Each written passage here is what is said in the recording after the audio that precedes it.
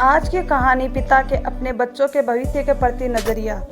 यह कहानी एक बाप बेटे की है जो स्कूटर पर कहीं जा रहे होते हैं। तभी पिता की नज़र रोड के साइड में कुछ लड़कों पर पड़ती है जो कीचड़ में कुछ ढूंढ रहे होते हैं।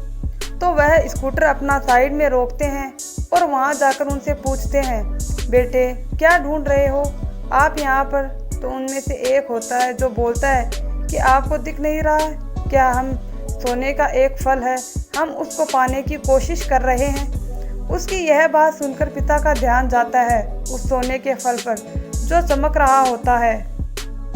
फिर उनके माइंड में इमेजिनेशन बनने लगती है, यह जो फल है वह मेरे बेटे के पास आ जाए तो मैं सिर्फ उसकी नहीं बल्कि मेरी भी जिंदगी बन जाए। तो बिना कुछ सोचे समझे वह अपने बेटे को धक्का मार देते हैं उस कीचड़ में और बोलते हैं कि तुझे किसी भी कीमत में वह फल लेकर आना है। लेकिन बेटे को वह फल नहीं चाहिए होता है, उसके कुछ और ही सपने होते हैं।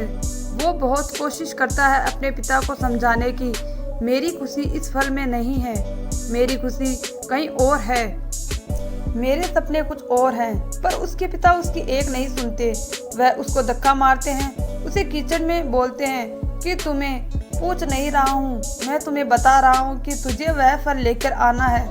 तो वह बेटा भी अपने बाप का सपना पूरा करने के लिए जी जान लगा देता है और पूरी कोशिश करता है कि किसी भी तरह वह सोने का फल उसके हाथ में आ जाए।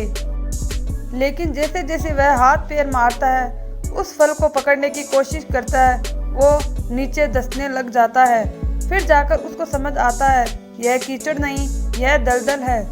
वह चीखता है, चिल्लाता है, उसने अपने पिता को आवाज़ लगाता है, लेकिन उसके पिता उसकी एक नहीं सुनते और बोलते हैं कि बहाने मत बना, और भी लोग हैं वहाँ पर जो यह कर रहे हैं, जब वह कर सकते हैं तो तू क्यों नहीं कर सकता है। तो एक बार वह फिर कोशिश करता है और अपनी पूरी जी जान लगा देता है, लेकिन उसके बाद भी उसके हाथ कुछ नहीं आता और वह धीरे धीरे नीचे धंसता चला जाता है और मर जाता है। तब जाकर उसके पिता को एहसास होता है कि मुझसे कितनी बड़ी गलती हो गई। वह वहीं बैठकर रो रहा होता है, चीख रहा होता है, चिल्ला रहा होता है। तभी वहाँ पर एक साधु आता है और वह साधु उस आदमी से पूछता है कि तुम क्यों रो रहे हो।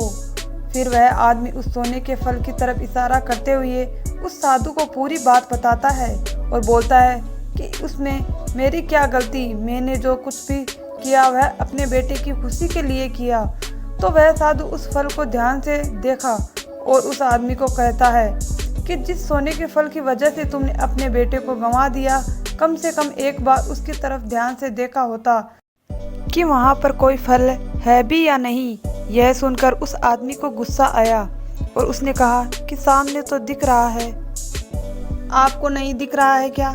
तब वह साधु उस कीचड़ के ऊपर एक पेड़ होता है उसकी तरफ इशारा करते हुए बोलते हैं कि वो जिसे तुम देख रहे हो वो उस फल की परछाई है, असली फल वहाँ उस पेड़ के ऊपर है। फिर वह साधु उस आदमी को बोला कि अपने बेटे को ज़बरदस्ती धक्का देने के बजाय और उसको बताने की बजाय कि तेरी खुशी किस में है, अगर तुमने उससे पूछा होता कि बेटा बता तू क्या करना चाहता है, तेरी खुशी किस में है, तो न सिर्फ तुम्हारा बेटा जिंदा होता बल्कि हो सकता है कि उसके हाथ में वह फल असली सोने का फल भी होता। दोस्तों, हमें इस कहानी से यह सीख मिलती है, अपने बच्चों को कभी भी अपनी इच्छाएं नहीं थोपनी चाहिए, उनको खुलकर जीवन जीने की देना चाहिए ताकि वह अपनी ऊंचाइयों को खुले आसमान में छू सके। अगर कहानी अच्छी लगे तो मेरे चैनल को सब्सक्राइब करें और कहानी को शेयर लाइक करें। धन्यवाद दोस्तों कहानी सुनने के लिए।